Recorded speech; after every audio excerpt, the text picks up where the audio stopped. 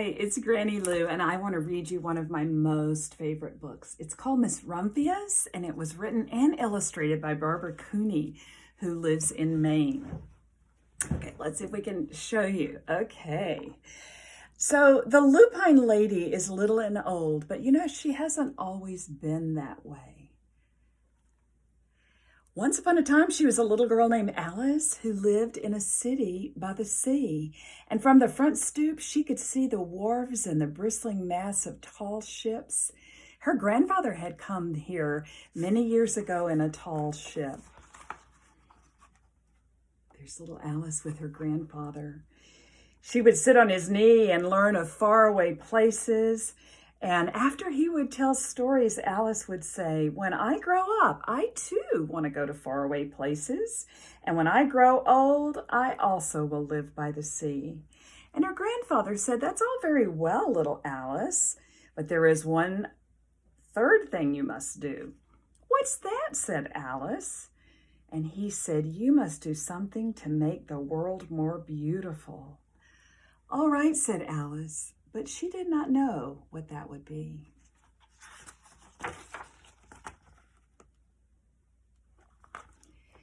Then my great aunt Alice set out to do the 3 things she had told her grandfather she would do. She left home and went to live in another city far from the sea and the salt air, working in a library, dusting books and keeping them from getting mixed up and helping people find the ones they wanted. And people called her Miss Rumphius now.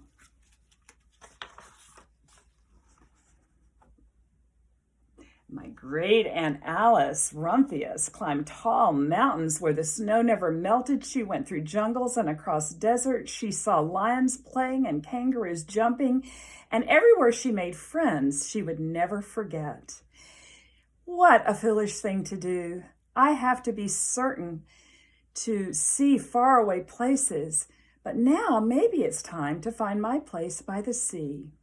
And it was, and she did. Oh, look at this house. From the porch of her new house, Miss Rumphius watched the sun come up and cross the heavens and sparkle on the water, and she saw it set in glory in the evening. She was very happy. But there is still one more thing I have to do. I have to do something to make the world more beautiful. But what? The world is already pretty nice, she said, looking out over the ocean. Oh, look, the next spring, Miss Rumphius was not very well and her back was bothering her and she had to stay in bed and she couldn't go out, but there were a few flowers she'd planted the summer before and they had bloomed and she could see them from her bedroom window. Lupines. I have always loved lupines. A hard winter came and Miss Rumphius was feeling better. And now she could take walks and go out and over the hill where she hadn't been in a long time. And she cried, "I don't believe my eyes." On the other side of the hill was a large patch of blue and purple and rose-colored lupines. "It was the wind," she said. "It was the wind that brought the seeds from my garden here." And Miss Rumphius had this wonderful idea. There she goes, back to her house. She hurried home and got her seed catalogs and set off to get the best seeds, 5 bushels of lupine seeds. All that summer with her pockets full of seeds, Miss Rumphius wandered over fields and headlands, sowing lupines.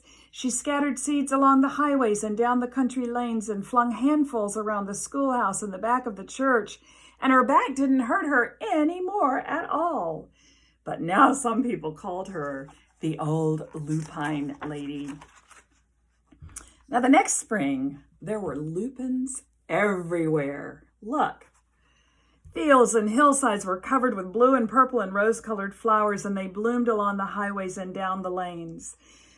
Down in the hollows and the stone walls grew all these beautiful flowers, because you see, Miss Rumphius had done the third and the most important thing of all. My great Aunt Alice, Miss Rumphius, is very old now, Her hair is white, and every year there are more and more lupins. And now they call her the Lupine Lady. And sometimes my friends stand with me outside her gate, wanting to see her. Often she tells me stories of faraway places, and I tell her, when I grow up, I too will go to faraway places and come home to live by the sea. That is all very well, little Alice, says my aunt, but there is a third thing you must do. What is that, I ask. You must do something to make the world more beautiful. All right, I say. But I do not yet know what that will be. How wonderful to grow up and live by the sea, to go to faraway places, but how much more important to do something to make the world more beautiful. I'm GrannyLu. Enjoy.